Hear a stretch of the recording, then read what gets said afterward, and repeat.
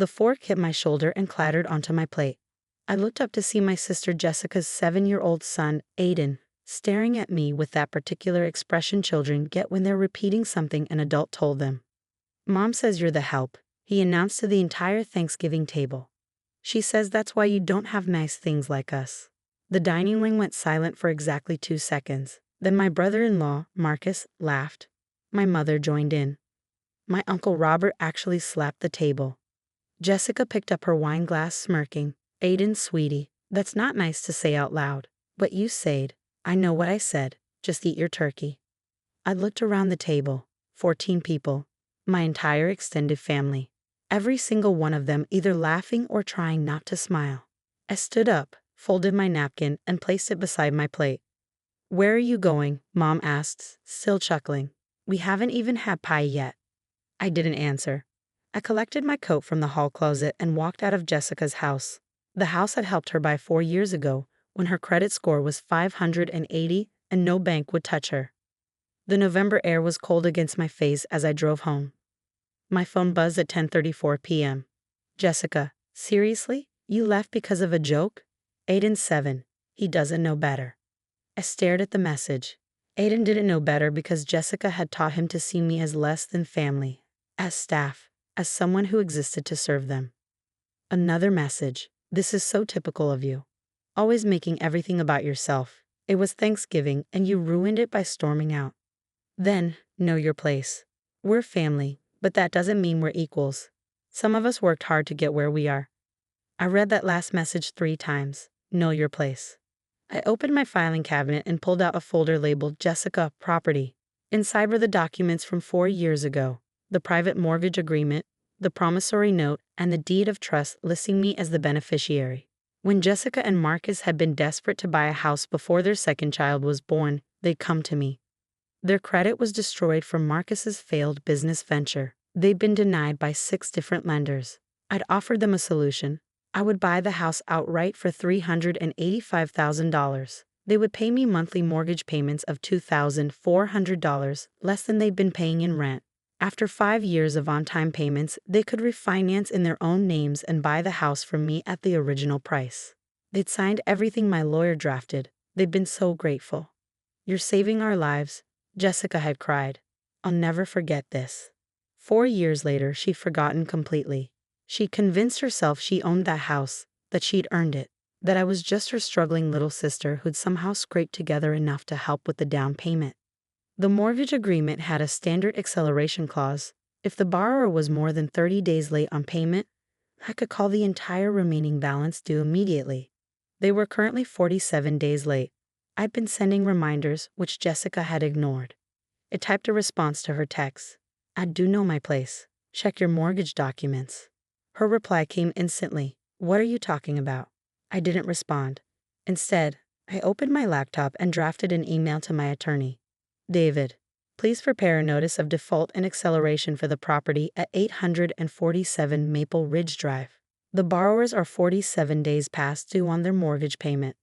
Per the terms of our agreement, I'm exercising my right to call the full loan balance of $298,000 due within 10 days. Please file all necessary paperwork and initiate foreclosure proceedings if payment is not received. Best, Nina." I hit send at 11:43 p.m. My attorney responded at 6:15 a.m. He was always an early riser. "Documents prepared. We'll courier the notice to their address this morning and file with the county by noon. Are you sure about this?" I replied, completely sure. At 6:47 a.m., my phone started ringing. "Jessica." I let it go to voicemail. She called again at 6:52, at 7:03, at 7:15, at 7:30, a text from Marcus. "Nina, what the hell is going on?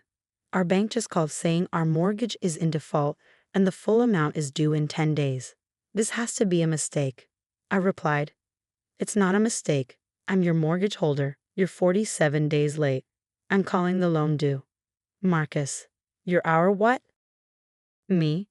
"Read the documents you signed 4 years ago. You don't have a bank mortgage. You have a private mortgage with me. I own your house." 3 minutes of silence. Then, "This is insane. You can't do this over a stupid argument at Thanksgiving." Me? "This isn't about Thanksgiving. This is about 47 days of missed payments and years of being treated like hired help by people living in a house I own. Jessica called again. I answered this time. Nana, please, this is crazy. We can't come up with $298,000 in 10 days. You should have thought about that before teaching your son to throw silverware at me. He's 7. Kids do stupid things. Kids repeat what their parents teach them. He called me the help because that's what you call me. Probably daily. I never. She stopped. We both knew she was lying. Jessica, I've been sending you payment reminders for 47 days. You've ignored every single one. You had time to host Thanksgiving for 14 people, but not time to pay your mortgage? We've been tight on money, Marcus's business. Marcus just bought a boat. I saw the photos on Facebook. Silence. The notice of default will arrive by courier this morning, I said. You have 10 days to pay the full balance, or I begin foreclosure proceedings. Those are your options. You're really going to make your niece and nephew homeless. You really threw your children into this conversation after teaching one of them to assault me at dinner? I hung up. By 9 a.m., my phone had 17 missed calls from various family members, Mom, Uncle Robert, even my cousin Jennifer, who I hadn't spoken to in 2 years. At 10:30, my mother showed up at my apartment. I watched her through the peephole for a full minute before opening the door. We need to talk, she said, pushing past me into my living room. Hello, Mom. Don't hello, Mommy. Jessica is hysterical. She says you're foreclosing on her house over a misunderstanding at Thanksgiving. It's not a misunderstanding. Eden threw a fork at me and called me the help because that's what Jessica taught him. The entire table laughed. Then Jessica texted me to know my place. Mom waved her hand dismissively. Jessica was upset. You know how she gets when she's been drinking. You can't throw her out of her house because of that. It's not her house. It's my house. She makes mortgage payments to me, payments she's 47 days late on. My mother's face went blank. What are you talking about? 4 years ago, when Jessica couldn't get a mortgage, I bought her house outright. She's been paying me monthly. She's essentially my tenant with an option to buy. That's not. Jessica said you helped with the down payment. Jessica lied, or convinced herself of a different story. But legally, I own that house. She's in default. I have every right to foreclose. Mom sat down heavily on my couch. I had no idea. Of course you didn't, because it was easier to believe I was the struggling one, the one who needed family charity.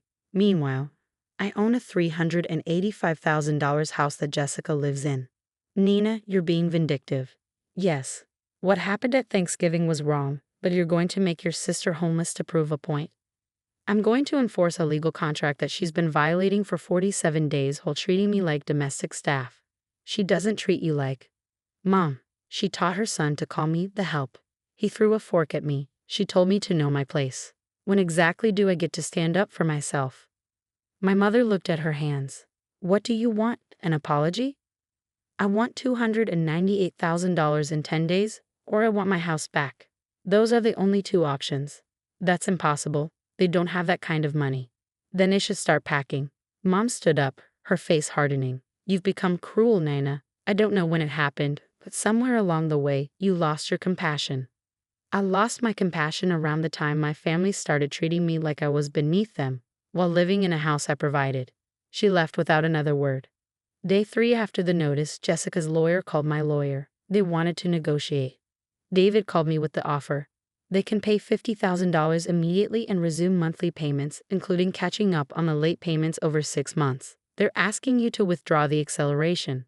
No. Nina, I have to advise you that foreclosure is expensive and time-consuming. If they're offering to cure the default, they had 47 days to cure the default. They had years to treat me with basic respect. The answer is no. It's your decision, but... David, how many cases have you handled where someone had their family laugh while a child threw silverware at them? He was quiet for a moment. Point taken. I'll inform their counsel that the offer is rejected. Day 5. Marcus showed up at my office. Security called before letting him up. You can give him 5 minutes in the conference room, I told them. But I want security present. Marcus looked haggard when I entered the room. 2 security guards stood by the door. Nana, please. We'll lose everything. The house, our equity, our kids' stability. Jessica made a mistake. She's sorry. Is she? Because she hasn't apologized. She's sent lawyers, family members, and now you. But she hasn't said she's sorry. She's terrified. She doesn't know what to say. She knew exactly what to say when she texted me to know my place. Marcus put his head in his hands. We can't come up with $298,000. We can maybe scrape together $75,000 if we liquidate everything. Please, isn't there some way? Marcus, did you know she called me the help? Not just at Thanksgiving. Apparently it's a regular thing. Did you know about that? He didn't answer. You did know. You've heard her say it. And you said nothing. Nina, I'm trying to keep my family in their home. Your family lived just fine in a rental before I bought them a house. They'll survive in a rental again, maybe a smaller one this time. The kids. The kids will learn that actions have consequences, that you can't throw forks at people, that you can't treat family members like servants. Those are valuable lessons, Marcus. He left the conference room without another word. Day 8, Jessica finally called, not to negotiate, not to threaten. She was crying. Nina, I'm sorry. I'm so sorry. I've been horrible to you. You've been nothing but generous, and I treated you like the help? She sobbed. Yes, I'm so sorry. I don't know why I did it. Maybe I was jealous. Maybe I couldn't accept that you were doing better than me. Maybe I needed to believe you were beneath me, because otherwise I'd have to admit I needed you. I sat in my apartment, phone pressed to my ear, listening to my sister cry. I taught Aiden to disrespect you, she continued. I made fun of you to my friends. I told everyone you were struggling when you were the one keeping us afloat. I'm a terrible person. Yes, I said quietly, you were. Was. I'm not foreclosing, Jessica. Silence on the other end. I'm restructuring your loan. You'll pay $2,800 per month instead of $2,400. That's the current missed payments spread over the remaining term. You'll pay on time every month, and at the end of 5 years, you can still buy the house from me at the original price. Nina, I don't understand. I'm angry. I'm hurt. But I'm not cruel. And I don't want Aiden and Emma growing up in rentals because their mother was awful at Thanksgiving dinner. Thank you. Thank you so much. I'm not finished. You're going to apologize to me in front of the entire family at Christmas dinner. You're going to explain what you did, what you said, and why it was wrong. You're going to tell everyone that I own your house and have been supporting you for 4 years. Nina, those are my terms. Monthly payments on time and a public apology, or the foreclosure proceeds. She was quiet for a long moment. Okay, I'll do it. And Jessica, if I ever hear you call me the help again, if I ever hear that Aiden has been taught to disrespect me, if you're ever even one day late on a payment, I won't hesitate next time. I understand. After we hung up, I called David and told him to withdraw the foreclosure proceedings and draft a new loan modification agreement. Then I sat in my apartment and thought about Thanksgiving dinner, about a fork hitting my shoulder, about 14 people laughing, about knowing my place. Some lessons cost $298,000 in stress and fear. Some lessons cost watching your sister cry as she realizes who actually holds the power. And some lessons are learned at Christmas dinner in front of the whole family when the person you called the help turns out to be the one who owns your home. The person you threw forks at. The person who could have taken everything but chose mercy instead. Not because she was weak, but because she knew her place, and her place was above needing revenge.